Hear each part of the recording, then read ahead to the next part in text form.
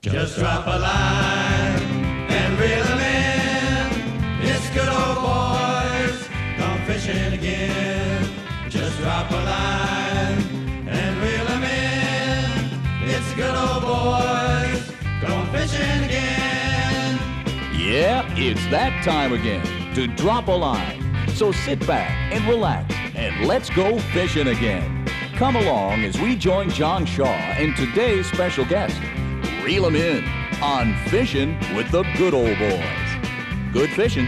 Just drop a line and reel 'em in. It's good old boys, gone fishing again. Just drop a line and reel 'em in.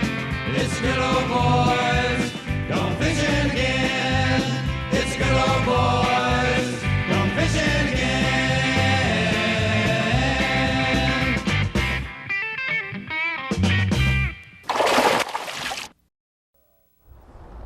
I think one of the biggest problems that beginning fly fishermen have in casting is timing.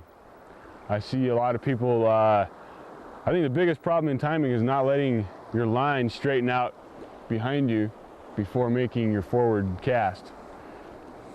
A lot of people tend to bring it too far, cast forward too soon. That doesn't give the rod a chance to get loaded. So it really affects your casting. If you wait for your line to get straight and then cast, you can cast a lot farther, a lot tighter loop like that, and a lot more accurately.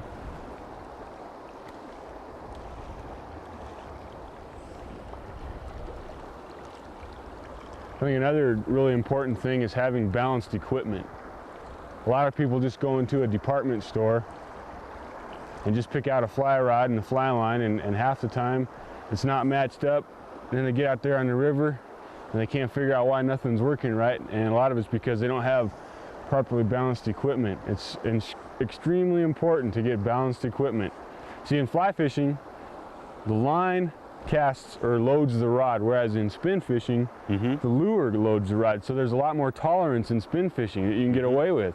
In fly fishing, if you have a rod that's rated for a 7-weight line, you should use a 7-weight line. You can get away with a 6 sometimes, or an 8. You can go one size either way, but it's always good. In other words, I wouldn't recommend somebody going out and buying a 6-weight rod and then trying to put an 8-weight line on it. It's just not going to work. It's going to overload the rod.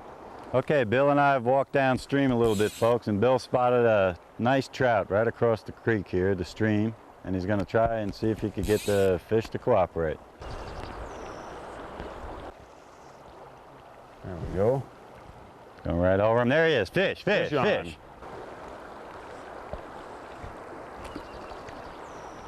All right, Bill, way to go, buddy.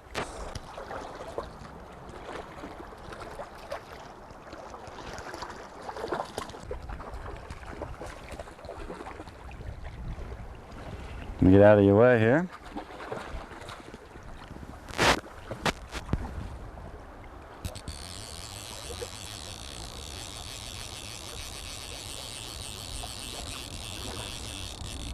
Woohoo! All right, Bill. Right for that grasshopper. The little grasshopper gets him, huh? Didn't even hesitate.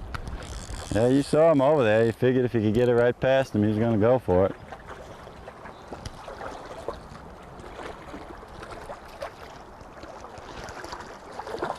All right, way to go, Bill. Oop, he's still got some life in him.